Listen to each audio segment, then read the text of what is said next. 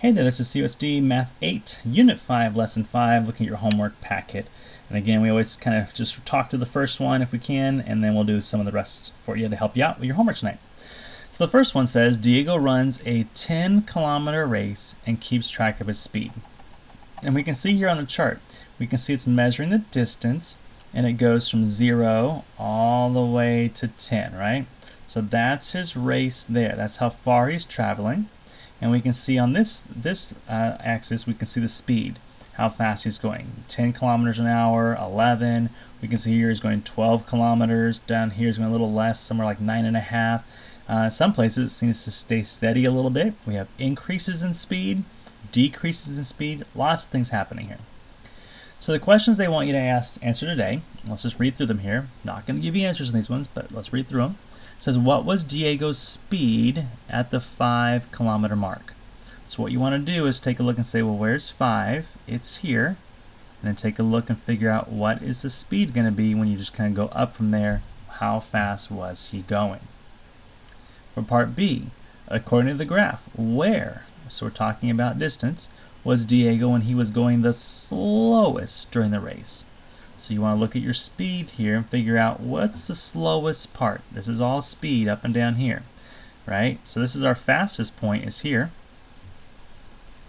So if I tell you that's the fastest, can you figure out where the slowest point's going to be?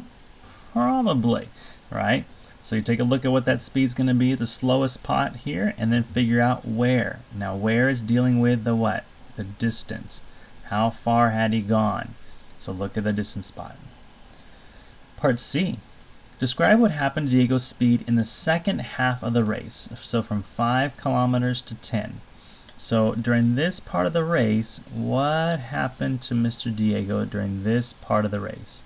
And so what I would recommend is that you break it apart. And you say, what happened between 5 and 6 kilometers? Between 5 and 6, what happened? Between 6 and 7 and 8, something's happening there. So I would put those things together.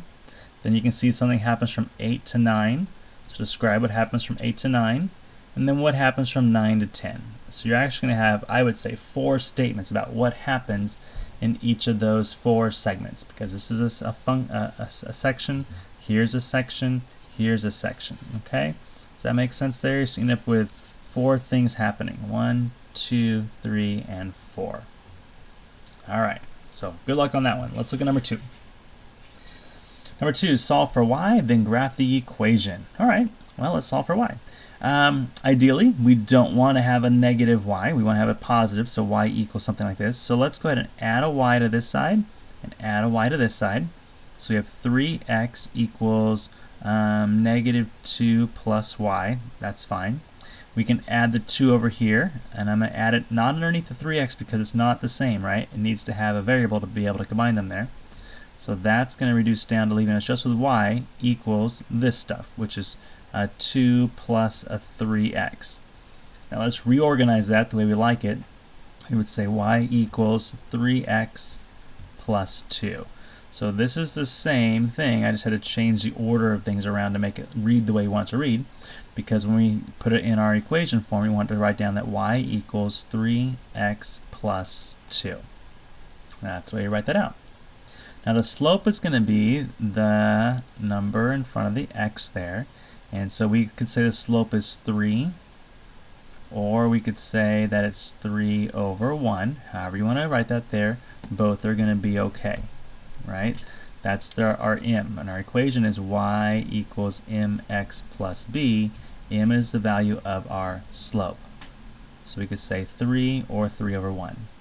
The y-intercept is the b value.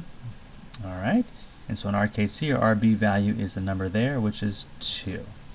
And what that tells us is that when x equals 0, y equals 2.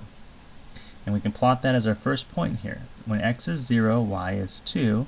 And it also means, and that's where it's crossing the y-axis at. That's why it's called the y-intercept. So we can put that right there.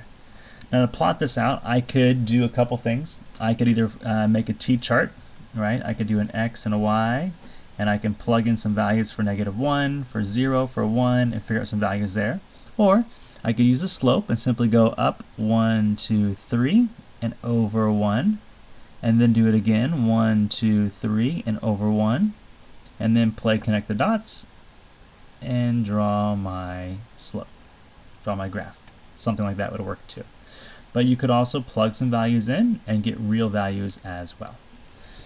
All right, let's take a look at the last part, solving for x. There are 2 here, and I'm going to do number 4, okay? They're very similar. The difference, though, the reason I chose this one is because I thought you might get stuck with that minus parentheses 8x plus 3. And the reason you might get stuck with that is that you might forget what this actually means.